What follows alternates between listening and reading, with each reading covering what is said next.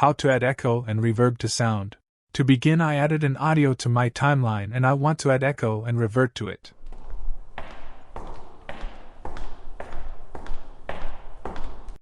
Start by going to Effects panel and search for Surround Reverb. Drag the Surround Reverb effect into your audio and timeline. Now select your audio, then go to Effect Controls panel.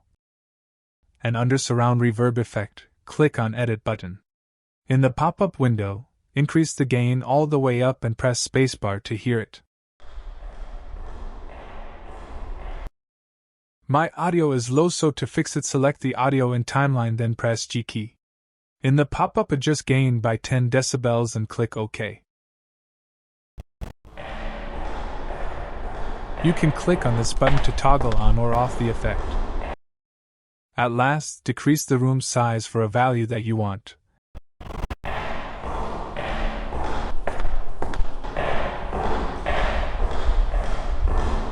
And close this window. Anyway guys, thanks for watching and I hope you found this useful.